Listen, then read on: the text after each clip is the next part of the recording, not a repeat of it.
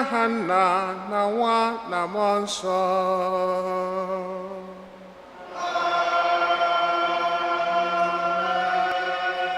Ka ngọzi nke onye nwe anyị Jesu Kristi na ịhụnanya nke Chukwu Nna na ịdịkọ n'otu nke Mmụọ Nsọ na-enye dịrị unu niile.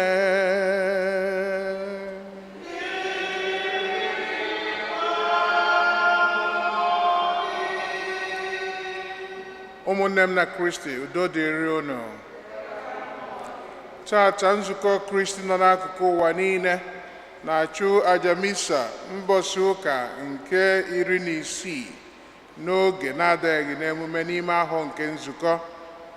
Na aja misa anụnwa dị asọ, anyị na-enye Chukwu ekele maka afọ ọma ya na ọgọ ya niile n'ebe anyị nọ, maka nchedo nke ọ na-echedo anyị na odudu nke ọ na-edu anyị. Anyị na-ayọkwazi ya ka o duru anyị na-aga n'iru ụbọchị niile nke ndụ anyị.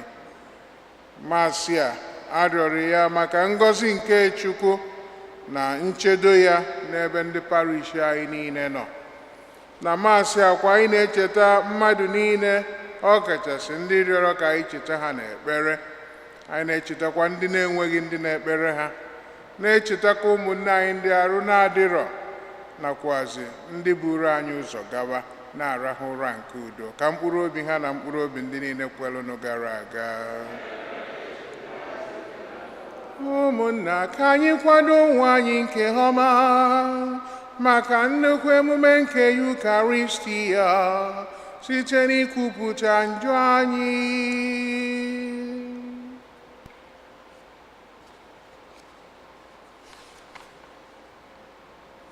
Onye bịara n'ụwa ịzọpụta ndị lọghara elogha, onye nwe anyị mee ebere.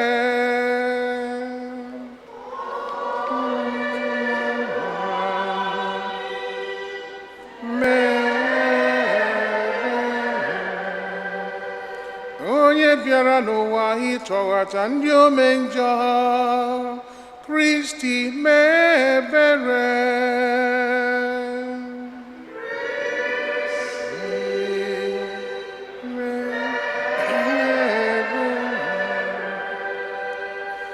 Onye nọ n'aka nri Nna na-arịọtala anyị Chukwu arịrịọ, onye nwe anyị mee ebere.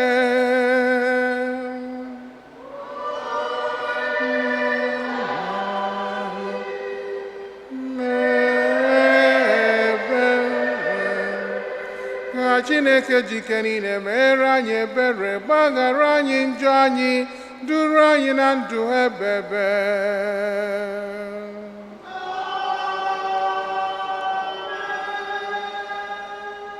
Otito dịrị Chineke n'elu kacha elu.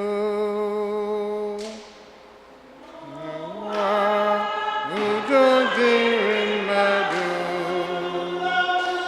n'ihe ha na-asọ Chukwu.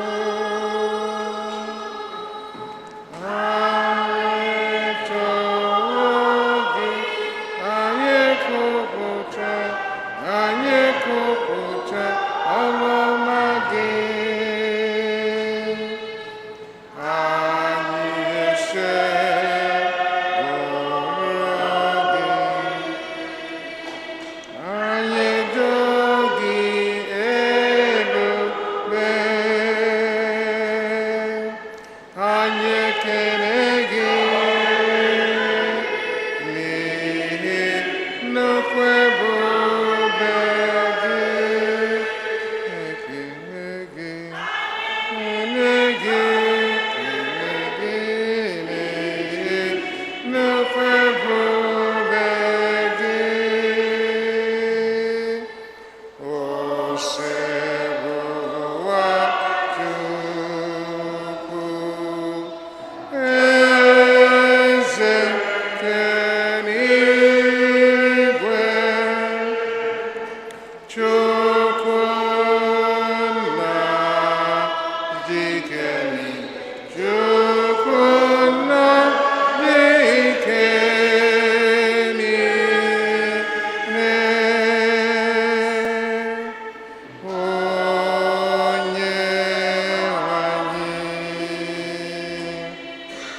Jesu Kristi,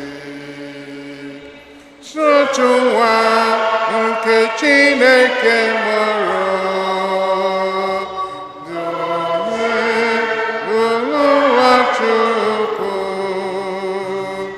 Nwatụrụ Chineke nwa kenna, onye na-erochapụ mere anyị ebere, nọrọrịrị anyị, mere anyị ebere.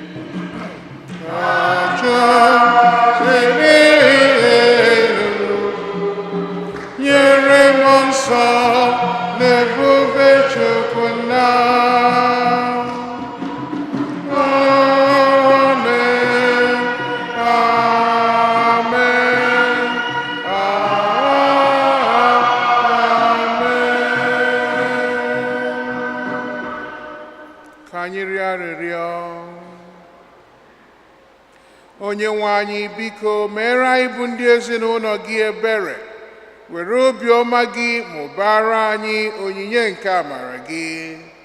Meenụ ka anyị na-eji okwukwe, nchekwube na ịhụnanya na-ekpo ọkụ na-efe gị mgbe niile.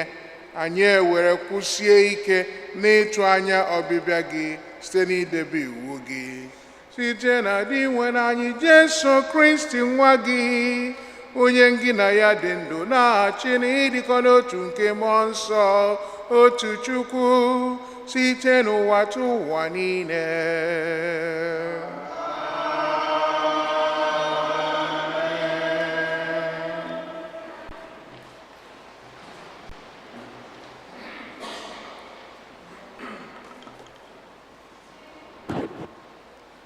Ihe ọgụgụ ewetara n'akwụkwọ Jenesis. Osebụrụ Chineke bịakwutere Abraham n'okpuru osisi nke Mamre. Oge ahụ Abraham nọ n'ọnụ ụzọ ụlọ ukwu ya, n'ihi na ọ bụ oge ehihie mgbe oke okpomọkụ dị. Ka o welitere anya elu, ọ hụrụ ụmụ nwoke atọ ka ha kụdebere ya ebe ahụ. Ozugbo ọ hụrụ ha, o jiri ọsọ si n'ọnụ ụzọ ụlọ ikwu gbakuje ha izute ha. O hulatara isi ala sekpuo sị, di nwenụ m, ọ bụrụ na ị hụrụ m n'anya, agafekwala nwaodibo gị. Aga m ekwutọrọ unu obere mmiri ka unu jiri sachaa ụkwụ unu, bịa dina ala zuru ike n'okpuru osisi a. Aga m ewetara unu obere achịcha nke ga-agba unu ume tupu unu gawa n'ihu n'ije unu. Ka ọ bụrụ uru eritere na unu batara n'ụlọ nwaodibo unu. Ha wee zaa ya sị, mee otu i kwuru. Abraham wee jiri ọsọ gbaba n'ime ụlọ ikwu ahụ, wee kpọọ Sera sị ya, kulie ọsịsọ, gụpụta iko otu ọka atọ, were ya meta achịcha. Abraham bịakwa were ọsọ gaa kpọpụta otu nwa ehi doro ahụ mara mma, kpunye ya nwaodibo ya, onye ji ọsọ were ya kwado ihe oriri. Mgbe o sichara, o butere ha nri ahụ na mmiri ara ehi ma anụ nwa ehi ahụ, dosa ya n'ihu ha. Ya onwe ya guzo ọtọ n'ihu ha n'okpuru osisi ahụ. Ka ha na-eri nri, ha jụrụ ya sị, ebee ka nwaanyị gị Sara nọ? O wee zaa ha sị, ọ nọ n'ime ụlọ ikwu. onye ọbịa ahụ wee gwa ya sị, n'oge ugbu a n'afọ ọzọ aga m abịa leta gị, mgbe ahụ nwanyị gị ga-eku nwa nwoke n'aka. Okwu nke ose bụrụ ụwa.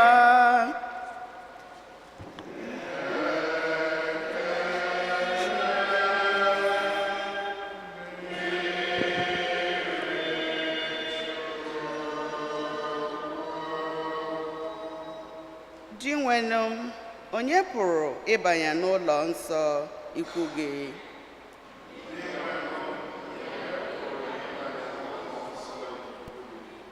Di nwenụ, onye pụrụ ịbanye n'ụlọ nsọ ikwu gị? Di nwenụ, onye pụrụ ịbanye n'ụlọ nsọ ikwu gị? Onye nwe anyị, onye pụrụ ịnọ n'ugwu gị dị nsọ? Onye ezi omume aka ya kwụrụ ọtọ, onye na-eche eziokwu n'obi ya, onye na-ejighị ire ya ekutọ mmadụ ibe ya. Nwenụ, onye pụrụ ịbanye n'ụlọ nsọ ikwu gị? Onye anaghị eme mmadụ ibe ya ihe ọjọọ, onye ya na onye agbata obi ya na-anọghị n'ịbanye n'ukwu na ụka, onye na-ejighị anya ahụ onye kpọrọ ekwe nkụ na njọ, ma o nwere nnukwu nsọpụrụ maka ndị na-atụ egwu onye nwe anyị. Di nwenụ, onye pụrụ ịbanye n'ụlọ nsọ ikwu gị? Onye na-ebinye mmadụ ihe na-anaghị ọmụrụ nwa, onye anaghị anara awuf iji kpegide onye ikpe lara. Onye ọbụla na-eme ihe ndị a ga-enwe ume na obi iru ala. Di nwenụ, onye pụrụ ịbanye n'ụlọ nsọ ikwu gị? Ihe ọgụgụ ewetara n'akwụkwọ ozi Pọl dị nsọ degara ndị Kọlọsian. Ma ugbu a ana m aṅụrị ọṅụ n'ahụhụ m na-ahụ n'ihi unu, n'ihi na anụ ahụ m ana m emezu ihe fọdụrụ na ahụhụ Kristi na-atara ahụ ya bụ nzukọ ya. Aghọọla m onye na-agba odibo na nzukọ nke a, mgbe Kristi kenyere m ọrụ ikwupụtara unu okwu ya n'uju ya, nke bụ na ihe omimi ahụ ezoro ezo kamgbe ụwa bidoro ka m na-ekpughere ndị nsọ ya n'oge ugbu a. Ọ bụ uche Chineke ime ka ha mata ebube ahụ karịrị akụ na ụba nke ụwa, nke ihe omimi nke a na-ewetara ndị mba ọzọ. Ọ bụ ihe omimi nke Kristi, onye bi n'ime unu, onye bụ nchekwube nke otuto unu. Lekwa Kristi ahụ anyị na-ekwupụta. Anyị na-adụkwa mmadụ niile ọdụ, werekwa uju amamihe na-akụziri ha ihe, bịakwa na-atụ anya ime ka onye ọbụla tozuo oke n'ime Kristi. Okwu nke ose bụrụ ụwa.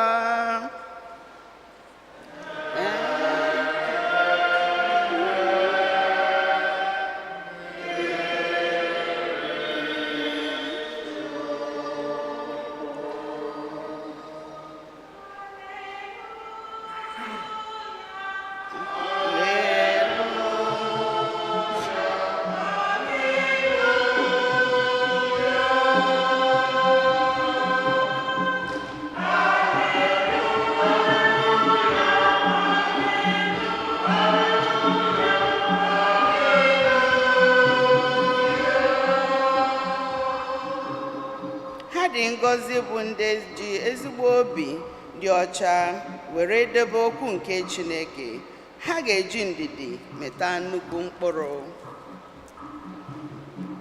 Hallelujah, hallelujah, hallelujah.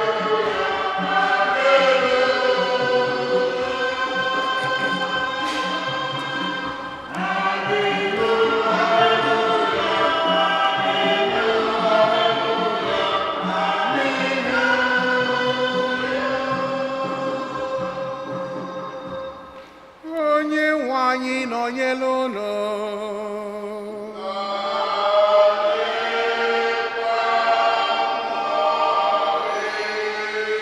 Ihe ọgụgụ nke ya si n'ozi ọma dị nsọ nke Luku dere.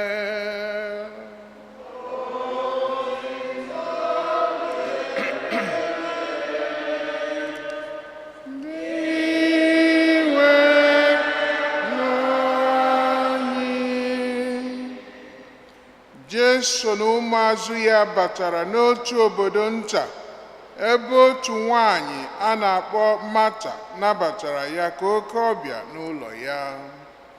Mata nwere nwanne nwanyị a na-akpọ Meri, onye nọdụrụ ala n'ụkwụ onye nwe anyị ịnụ nkụzi ya. Ma uche Mata gbasasịrị agbasasị ebe ọ na-adọlị naanị ya maka ile ọbịa.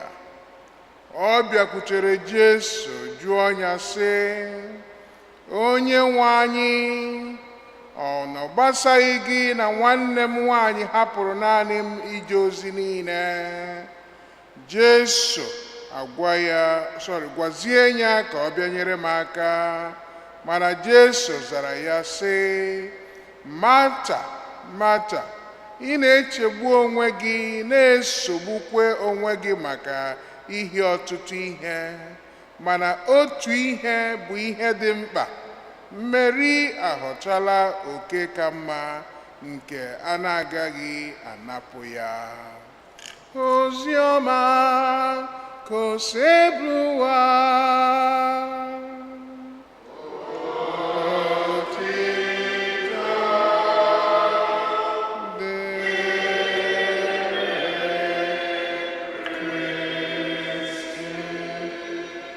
Ka anyị si n'ozi ọma anyị nụrụ nweta mgbaghara nke njọ.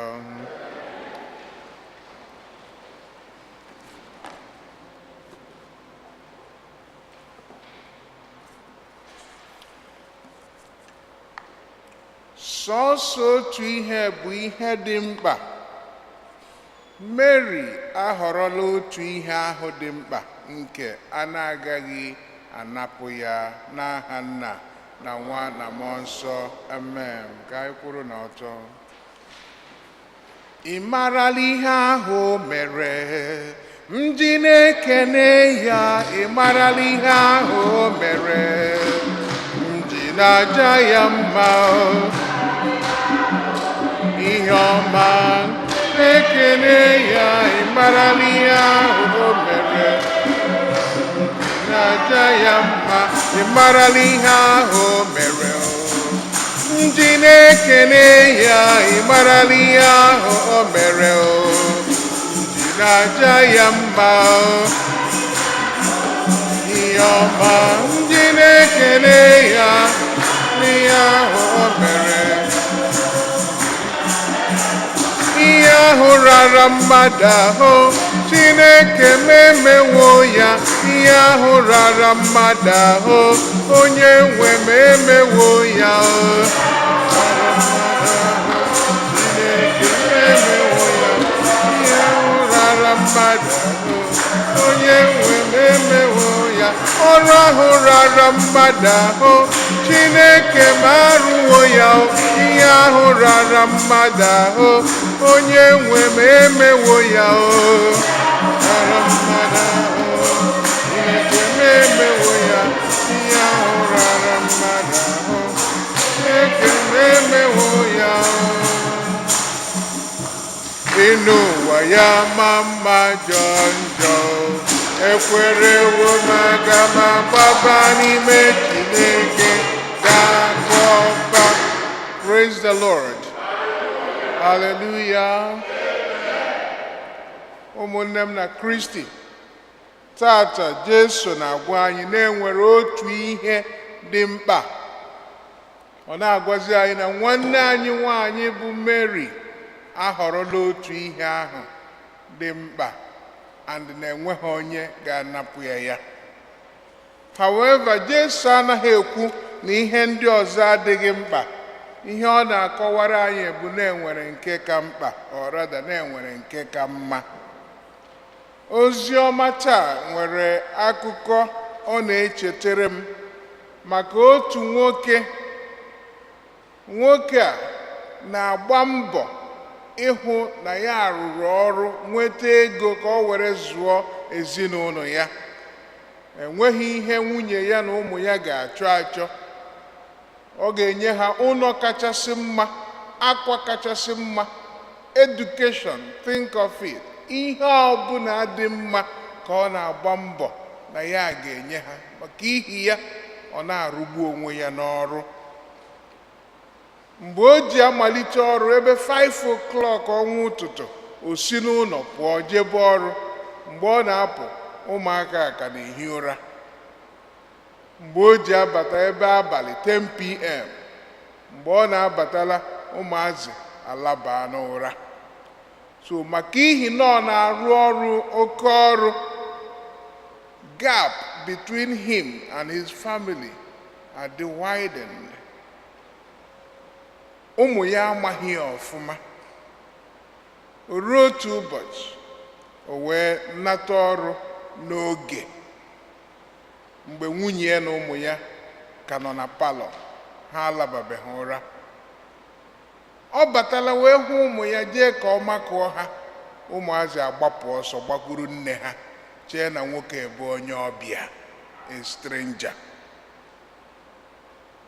Anaghị m ekwu na ọ dịkwa mma mmadụ ịrụ ọrụ were nwee ike lezie ezinụlọ ya anya. Nwoke a na-eme ya ọfụma, mana otu ihe ahụ Jesu na-agwa anyị na ọ dị mma ka mma n'ozi ọma taa. Nwoke ahụ anaghị eme ya. Gịnị ka ọ bụ? Ịbụ nna nyere ụmụ ya, ịnọnyere ha, zụọ ha, ha hụ ya, ọhụ ha. He was lacking na that aspect. So come to think about it, mgbe ị bụrụ onye ọbịa nyere ụmụ gị, of course it didn't end there. Nwoke a bara n'ime ụlọ jebe ezigbo akwa maka ihi na ihe ahụ dị mkpa, otu ihe ahụ Jesu na-agwa anyị bụ ihe dị mkpa ma ọ bụ dị mma, ọ naghị eme ya. Mana ka anyị gharakwa ichefu na ihe niile ndị ọzọ ọ na-emekwu ya ọfụma o. So mana nke ahụ dị mkpa, ebe ahụ ka a na-achọ ya achọ. Ọ bụ ihe magburu onwe ya na mmadụ wepụtara obi ya na-eme ihe ga-eme ka ezinụlọ ya gaa ọfụma. Mana tupu ị na-eme, ị ga-abụ n'ụzọ bụrụ a member of that family. Ị ga-agba mbọ, your presence are felt. Ụmụaka ahụ gị, mara gị, so that hapụgodu na iro hụ nna ha, ha mara na nna ha. Then ị na-agbazi mbọ, Chukwu a na-agọzi ya, maka ihi na otu ihe nke ahụ dị mkpa, anyị ahapụghị ya. Enwere ọtụtụ ihe anyị na-eme ma ọ bụ ihe ndị anyị kwesịrị ime na ndụ anyị bụ ihe magburu onwe ya. A na-eme ya n'usoro. Nzukọ na akwụkwọ nsọ na-enye anyị ndụmọdụ si anyị na anyị ga-eme ma nke dị mma, ma nke dị mkpa, ma nke kacha mkpa, na anyị ga-eme ihe niile ndị a. Mana anyị ga-ebute ụzọ na nke ahụ kachasị mkpa, dobie n'ihu before ndị ọzọ a na-abịa. First things should come first. Mgbe anyị na-agụ akwụkwọ na economics, enwere ihe akụziri anyị sị na scale of preference. Anyị nwere ọtụtụ ihe anyị na-eme, ịbịazi buru ụzọ dobe nke kachasị mkpa, nke na-esote ya etinye, nke ọzọ etinye, nke ọzọ etinye. We must attend to all of them, kama ka anyị ghara iwere nke kwesịrị ibu ụzọ were ewefee n'azụ. Ọ bụ na anyị mee ya, mgbe ahụ ka ọ ga-adị anyị dị ka nwoke a anyị kọrọ n'akụkọ n'ụtụtụ a. Ozi ọma Matiu isi nke 6 usoro nke 33, ọ sị anyị buruke n'ụzọ chọta alaeze Chineke na ezi omume ya, na ihe niile ndị ọzọ ka a ga-atụkwasara gị ya. So na anyị ga-ebu ụzọ chọta nke ahụ dị mkpa, nke ahụ Mary chọtara, nke ahụ Mata na-achọtabeghị. Echere m na Mata ga-emechakwa chọta ya, mana dịka ozi ọma si wee gwa anyị, ọ chọtabeghị ya. Maka ihi gịnị? Ọ ka na-adọkasị onwe ya, na-agbagharị iji were lee Jesu ọbịa. Ile Jesu ọbịa magbukwara onwe ya, mana ka Jesu jiri aka ewere gwa anyị na-enwere nke kachasị mma, and na Mary ahọrọla ya. Na ya bụ ozi ọma, Jesu bịara n'ezinụlọ a bịa ineta Mary na Martha.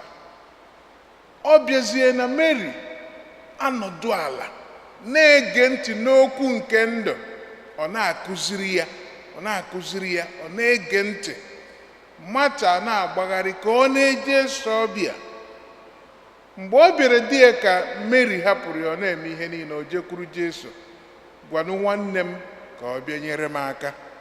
Jesu ji were gwa ihe ahụ ọ gwara ya. Kedu ihe ị na-adọkasịrị onwe gị?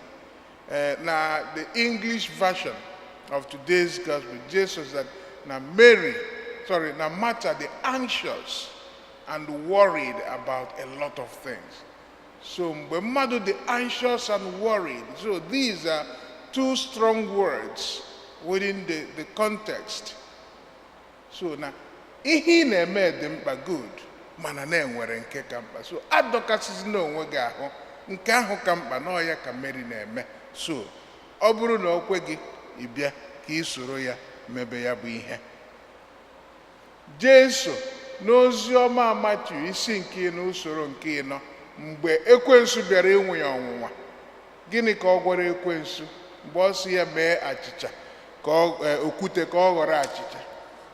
Jesu asị ya na ọ bụghị sọsọ na achịcha ka mmadụ si adị ndụ, kama site n'okwu ahụ, okwu ọnụ ahụ nke si n'ọnụ Chineke were pụta. Ya bụ otu ihe a ozi ọma taa na-agwakwa anyị. Mana dịka m si wee kwuo na Martha, ihe ọ na-emekwa dị mma. Of course, ọ bụrụ na m bịa n'ụlọ gị, ị ga-agbagharị lee m ọbịa, sie nri anyị erie. Ị bịa na nke m, aga m agbagharị. Ọ bụ omenala anyị, ọ bụ ihe dị mma, mana Jesu si na-enwere nke ka mma. So na mistake Martha mere n'ozi ọma taa bụ na ọ dị so distracted, na ọ dị so much involved in the cooking to the extent na o chefuru ihe Jesu kwere bịa n'ụlọ ha. Ọ na-adịkwa ya otu ahụ mgbe ụfọdụ, na anyị nwere ike na-eme ihe dị carried away na ihe anyị na-eme, to the extent na anyị ga-echefu ihe anyị ji eme ya bụ ihe. Echetara m otu nwoke mgbe ahụ na-ayọ Chukwu maka ihe na ọ leela anya hụ ka ihe dị n'obodo ha. Ọtụtụ ndị mmadụ ihe na-esiri ha ike, ihe ada aga aga. Ọ yọọ Chukwu sị ya biko na ya nye akụ na ụba ka o nwee ike nyere ụmụnne ya aka, o nyere ha aka, tinye onye ọbụla n'ọrụ, ihe a na-aga ọfụma, ndị mmadụ enwe ezigbo ndụ. Chukwu zakwara ya ekpere, were nye ya akụ na ụba. Mana mgbe e nyeziri ya bụ akụ na ụba, o werezie gbaketazie azụ, chefuo ihe ọ rịọrọ na arịrịọ bụ ihe ọ ga-eji ya bụ akụ na ụba were mee, werezie ụmụnne ya mere ndị ohu, ndị na-agbara ya odibo. Sọọsọ ya na-ekwu ihe a na-eme, ikwusie ike mee ka ị chalenjiri ya, otu gị na nga maka ihi na o nwetara onyinye akụ na ụba. Ya bụ akụ na ụba abaa ya n'isi. Onye dị otu a, Chineke anakwana ha ara ahụ iji nwayọọ narakwa ya bụ onyinye o nyere ya. Mana isiokwu m ji kwuo ya bụ ihe bụ na ọtụtụ mgbe na anyị na-akwado ime ihe, banyezie so much into it that we forget the very reason why we are doing that. Ozi ọma tata anaghị agwa anyị ka anyị họrọ between Mary na Martha. No. Ozi ọma tata na-agwa anyị ka anyị họrọ ma Mary ma Martha. Ya bụ na ihe Martha na-eme dị mma, mana nke Mary kacha mma. So na ihe ọ na-agwa anyị bụ na anyị ga-eme ya bụ ihe dị mma, mekwa nke kachasị mma. So it is our responsibility. Akwụkwọ nsọ na-agwa anyị na ihe anyị ga-ezere bụ evil, ihe ọjọọ, mana ihe ọbụla bụ ihe dị mma anyị ga na-eme ya. Ka Pọl dị asọ n'akwụkwọ ozi ọ degara ndị Tesalonika isi nke ịdị usoro nke 13, ọ sị ha, ike agwụkwala unu n'ime ihe ziri ezi. Never you grow tired of doing what is good. so na ihe ọbụla ziri ezi anyị ga na-eme ya. Mana ihe nke Mata nke Mary họrọ jiri kachasị mkpa bụ na a gwara anyị na anyị ga-azụ mkpụrụ obi anyị, na anyị ga-arụ ọrụ for our spiritual welfare and then nourish mmụọ anyị. Anyị ga-azụ anụ ahụ, mana mmụọ anyị bụ ebe anyị si were yie Chukwu oyiyi, na mgbe ọbụla anyị bichara n'ụwa lakwube Chukwu, ọ bụ n'ime na mmụọ ka anyị ga-eji were lakwe. So no need more attention karịa anụ ahụ. Jesu a na-agwa anyị na anyị ga-enweta this kind of nourishment site n'ige ntị nụrụ okwu ahụ si n'ọnụ nke Chineke were pụta, and na anyị ga na-anụ ya daily site n'ekpere nke anyị na-ekpe. Na mgbe ọbụla anyị na-ekpe ekpere, anyị na-agwa Chukwu okwu, gee ntị, Chukwu ewere gwazie anyị ihe anyị ga-eme. Ọ bụ site n'ihe a ka anyị ji were na-adị ndụ. Mana iji wee kọwakwara anyị na nke Mary nke Mata mere dịkwa mkpa, Jesu n'ozi ọma Matiu dere ya, Mark ede ya, Luke ede ya, na mgbe igwe mmadụ bịakwutere Jesu kụziri ha ihe, ha gee ntị n'olu ya, ghọta ihe ọ na-ekwu. Mgbe mgbede rụziri, ọ hụrụ na agụụ abịala ha. Gịnị ka o mere? Ọ zụrụ ha nri. So na ọ makwa na ịsavụ nri dị nnukwute mkpa. So he did his best ịchọta achịcha na azụ iji were nye ha ka ha rijuo afọ. Nke akwụkwọ nsọ gwara anyị na ha niile rijuru afọ, enwekwe iberibe ndị nke fọrọ afọ atụtụkọtara atụtụkọta. Ya bụ ụmụnne m na Kristi, na otu ihe ahụ dị mkpa ka anyị ga-agba mbọ were chọpụta na ndụ anyị. Anyị nwekwara ike na-eje ụka everyday, na-ekpe ekpere everyday, mana ọ bụrụ na anyị enweghị ịhụnanya n'ime anyị, anyị ahụ na ụka ahụ anyị na-aga na ekpere ahụ anyị na-aga ekpe nwere kọma. Ụbọchị ụka gara aga ka a gụrụ anyị the parable of the Good Samaritan. Kedu ihe onye ụkọchukwu na the Levite nọ n'ozi ọma ahụ ji ga-abụ a neighbor to the victim of robbers? Because na ha hụrụ ya si ụzọ ọzọ gafere. Ikezi onye ụkọchukwu ahụ na-eje ịchụ àjà, wee sị na onye na-achụ àjà ikezi na o nidịghị ịkpatụ ọbara aka to contaminate himself.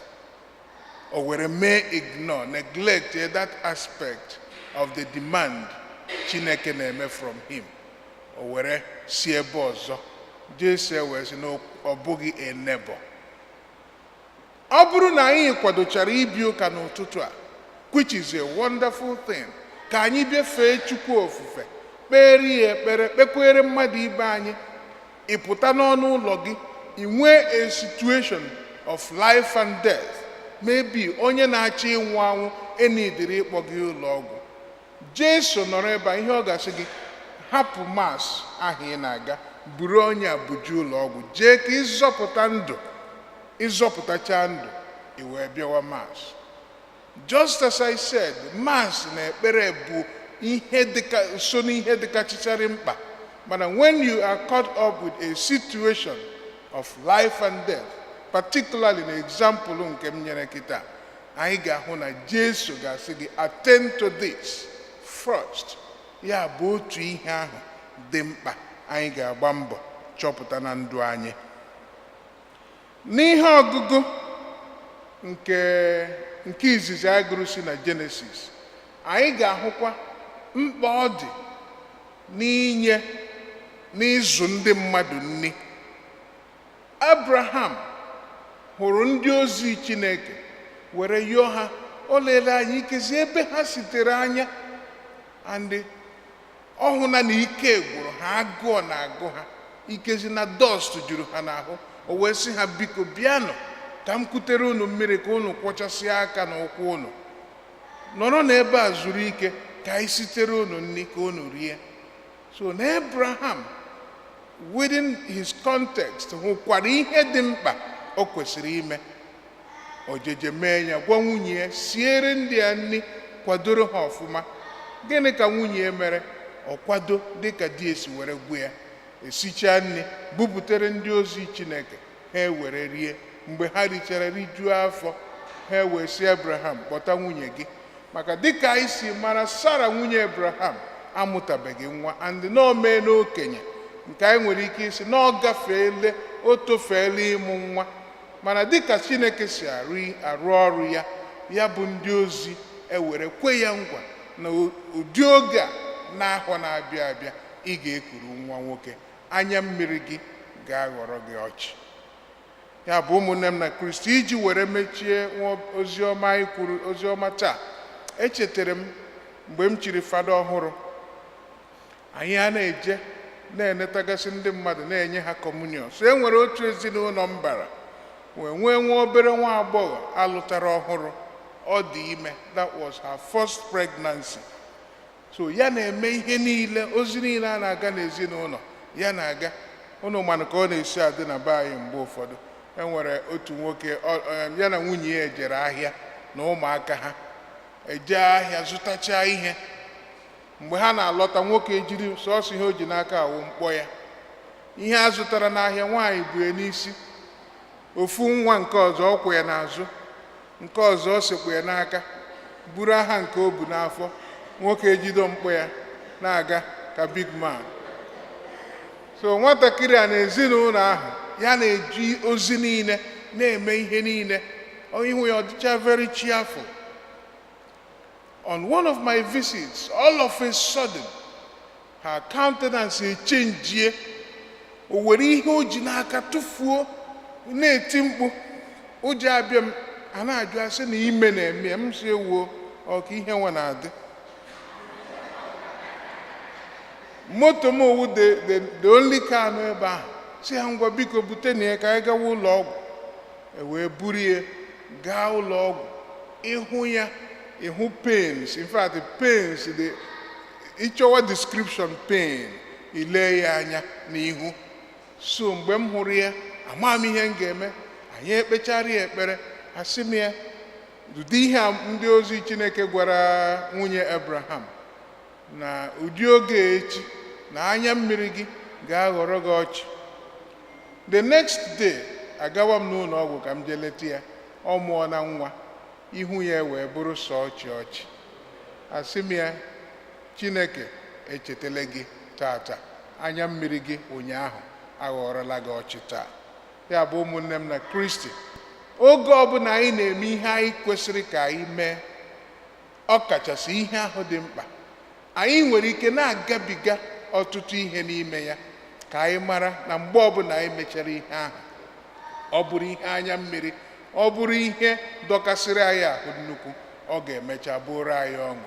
Ka Chineke nọnyere anyị mgbe ọbụla anyị na-agba mbọ ime ihe bụ uche ya, n'aha Nna na Nwa na Mmụọ Nsọ. Amen.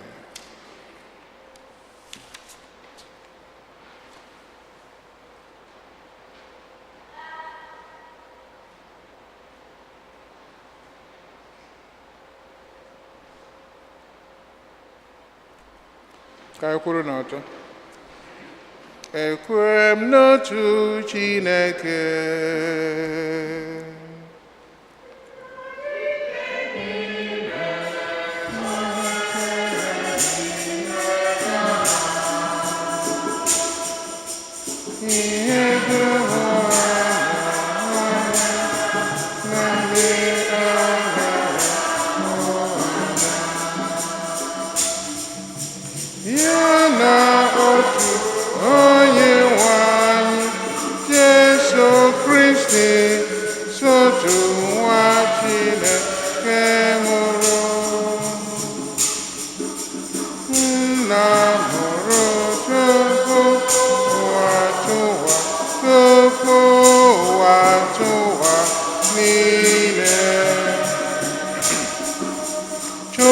si na Chukwu, ihe siri ihe, ezi Chukwu, si n'ezi Chukwu, ahụrụ ya mụ, eme ihe mee, ya na Nna bụ otu ihe.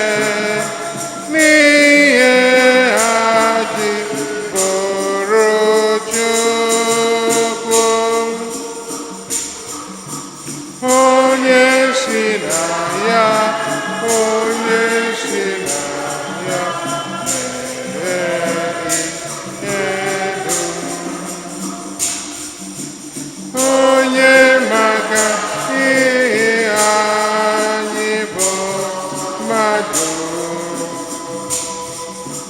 na maka nzọpụta anyị siri n'eluigwe gbadata. O were ahụ na Virgin Maria site na mmụọ nsọ. Ọ bụrụ mmadụ ọbịa gbapụ ya n'ihi anyị n'oge ọchịchị Pontius Pilate. Ọ tara ahụhụ, ọ nwụọ elie ya,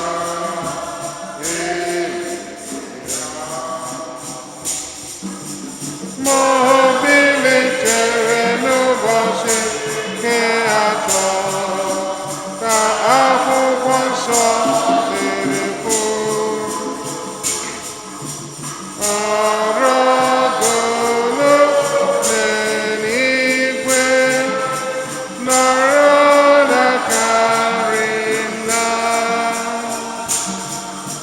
ma ọ ga-abịaghachi ọzọ n'ebube ya ikpe ndị dị ndụ na ndị nwụrụ anwụ ikpe.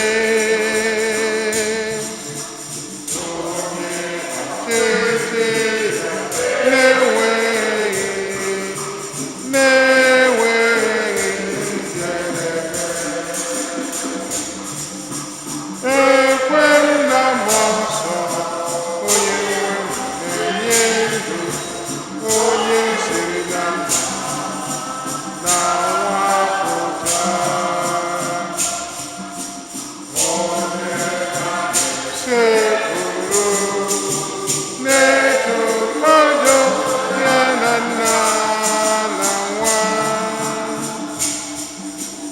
onye si na ndị mụmakwu.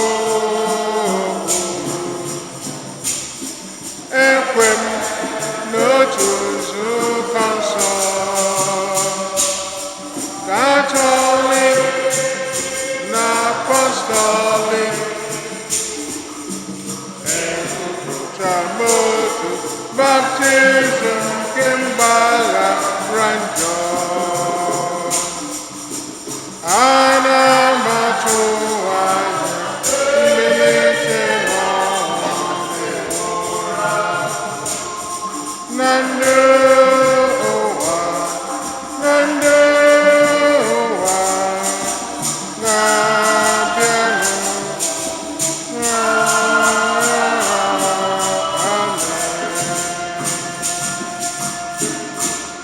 Ụmụnne m na Kristi ndị hụrụ n'anya, ka anyị were n'otu obi n'otu mmụọ were chee arịrịọ anyị dị iche iche n'iru Chukwu, onye bụ onye afọ ọma na onye ebere, ka ọ masị ya imezuru anyị ihe ndị a, ka nke ahụ ka nke mkpụrụ obi.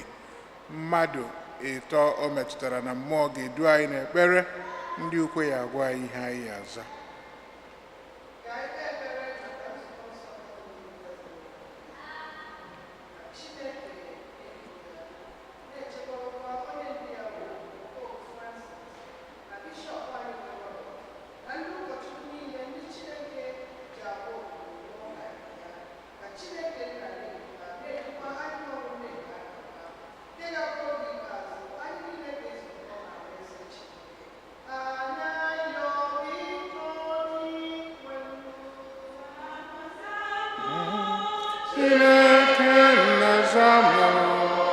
Chineke nke nwa ogbenye, mgbe m kpọrọ gị zaa m.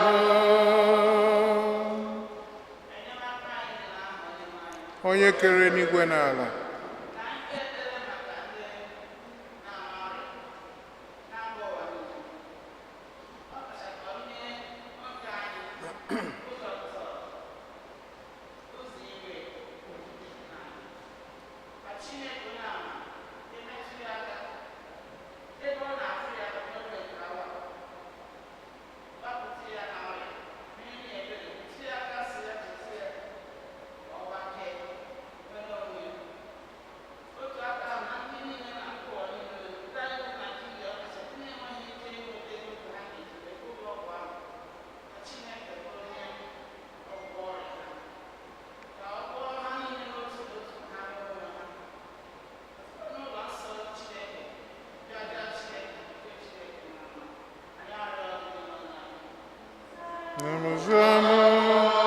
Chineke nna zama, Chineke nke nwa ogbenye, mgbe m kpọrọ gị zama.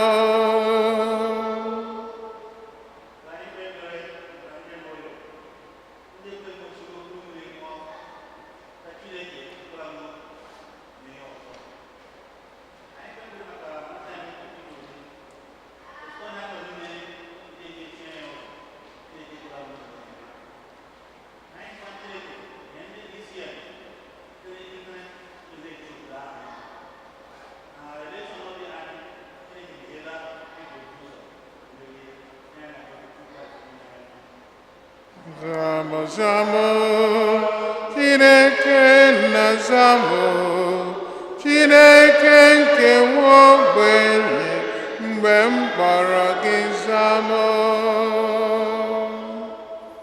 Ka anyị hụnatazi isicha arịrịọ anyị ndị ọzọ n'iru Chukwu ugbu a.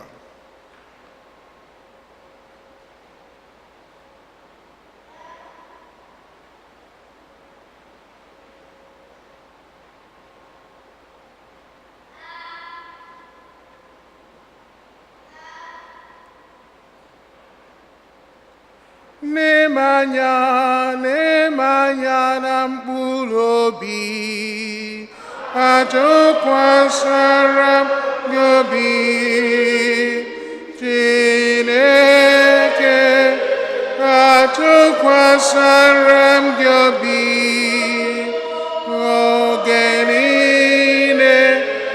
oge niile m nọ na mkpa, o Chineke, tụkwasịra m gị obi, Chineke,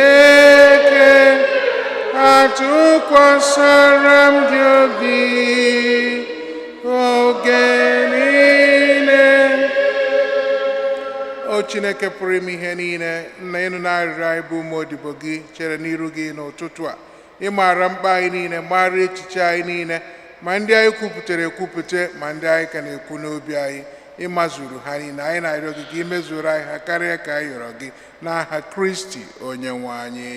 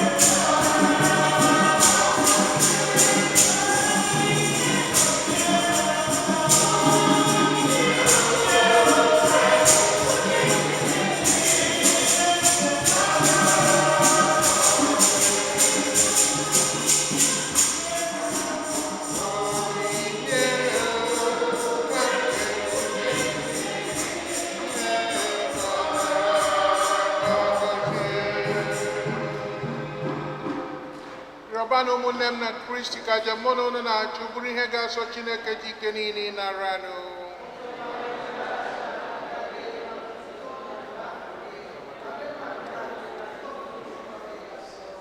Chineke anyị idola so otu aja anụnwa zuru oke asọ were ya dochie anya ọtụtụ aja nke agba ochie.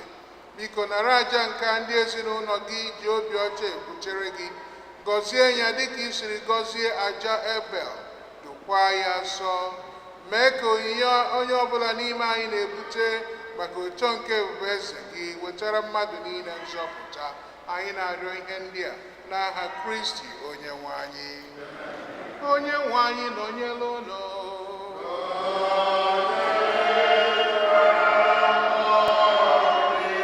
Welite n'obi elu. Welite n'ebe igwe n'ụlọ. Ka anyị nye n'ụdị nwere Chukwu anyị ekele.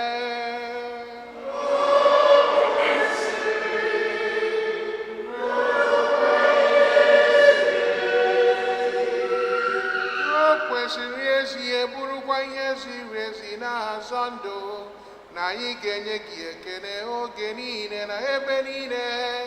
O nna dị nsọ, Chineke ji ike niile, onye dị ụwa tụọ ụwa site na Kristi dị nwere anyị, onye sitere n'obe ya na mbilite n'ọnwụ ya zọpụta anyị na njọ na ọnwụ ebebe, sitekwa na ya kpọbata anyị n'ọkwa dị otito nke anyị jiri bụrụ ha rọtara arọta, ndị nchụaja nọ n'ọkwa eze mba dị nsọ, ndị Chineke nwetara onwe ya, ka anyị bụ ndị si n'ọchịchịrị kpọbata n'ihe nke gị dị ebube, na-ekwupụta aka ọrụ gị n'ụwa niile.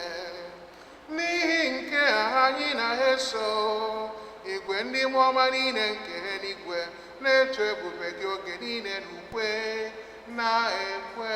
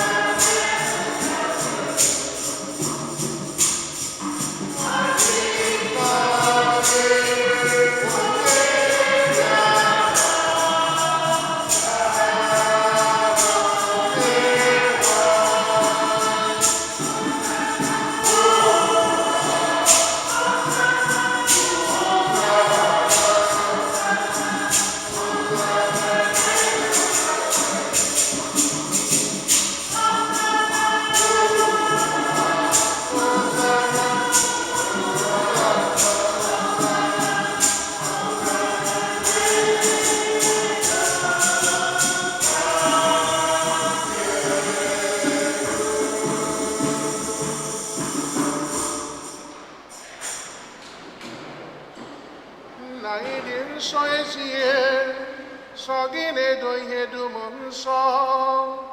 Anyị na-arịọ ka ido onyinye ndị a nsọ site n'ịhụkwasị ha mmụọ gị, ka ha wee ghọọla anyị ahụ na ọbara nke onye nwe anyị Jesu Kristi,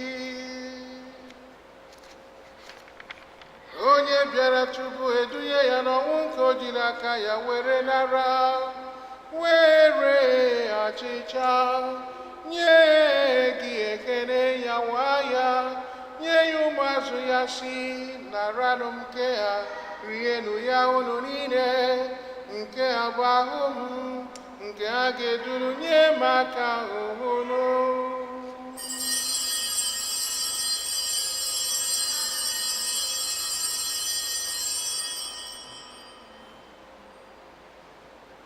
Otu ahụkwa ka o si mee mgbe ha richara nri anyasị, o buru iko mmanya nyekwa gị ekele, bunye ya ụmụazụ ya si, naranụ nke aṅụ ọnụ ya unu niile, nke a bụ iko nke ọbara m, nke ọgbụgba ndụ ọhụrụ dị ebebe, a ga-agba ya n'ihi unu na n'ihi mmadụ niile, ka e were gbaghara njọ, na-emenụ nke ya na ncheta nke m.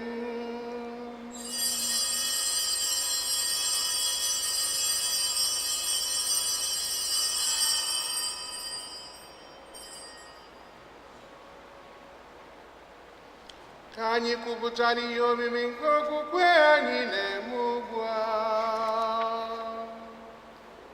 Anyị na-ekwupụta ọnwụ gị, na-egosikwa mmelite na ọnwụ gị, o Kristi, were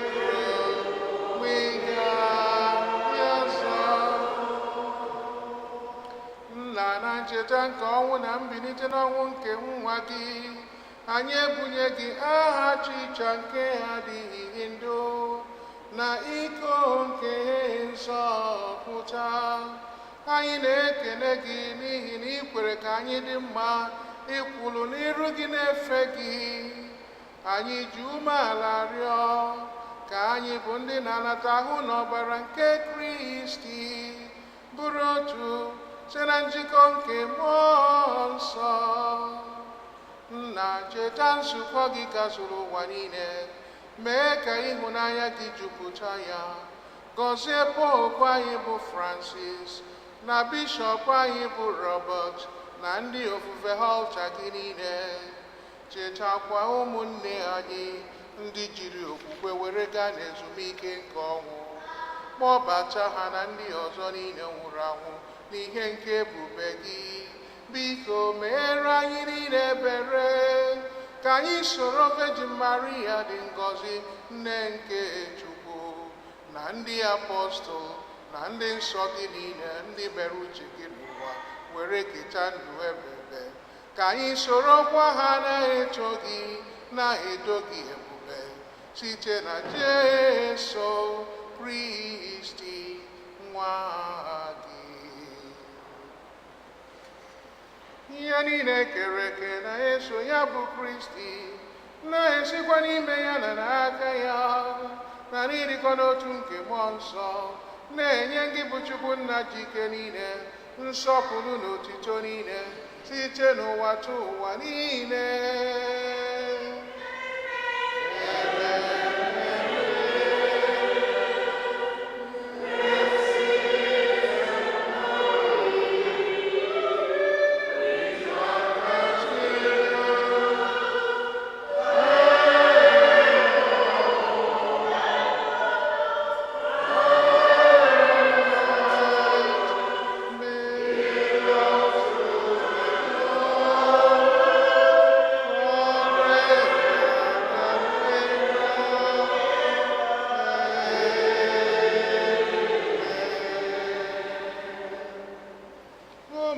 Ka anyị were ebere nụ onye nzọpụta anyị kụziri anyị, were gbọkuo Chukwu Nna.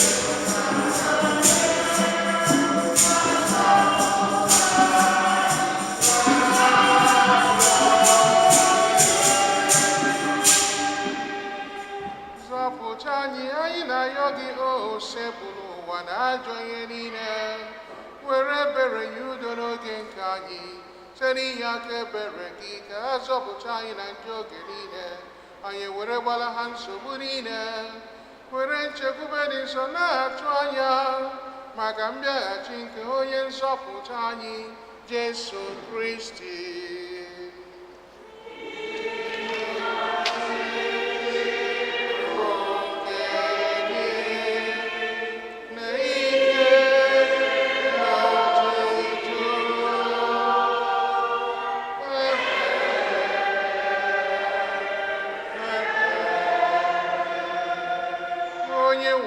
Jesu Kristi, onye gwara ndị apọstụl gị, udo ka m na-ahapụrụ ụlọ, udo nke m ka m na-enye ụlọ, elekwara anya na njọ anyị kama lekwasị anya n'okwukwe nke nzukọ gị, nye ya udo na ịdịkọ n'otu mgbe niile ka uche gị siri chọọ. Gị bụ onye dị ndụ na-achị ebebe ebebe.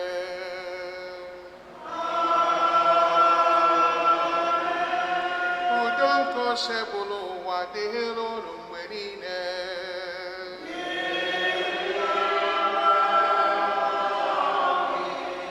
Ka anyị nyerịta n'onwe anyị ekele nke udo.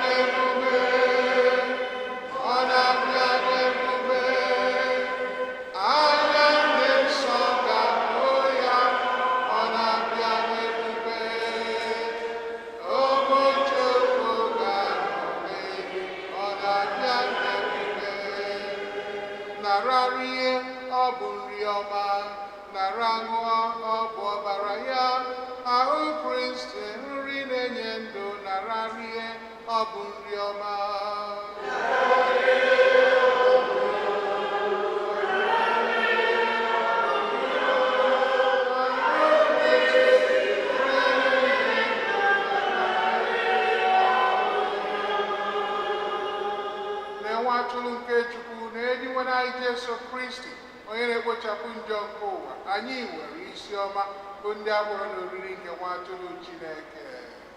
Ndị nwere etosiri m ka ịbata n'ime ụlọ m, ma kwuo sọsọ okwu na mkpụrụ obi m ga-adịrịrị ka ahụ na ọbara Kristi chekwaba anyị ruo na ndụ ebe.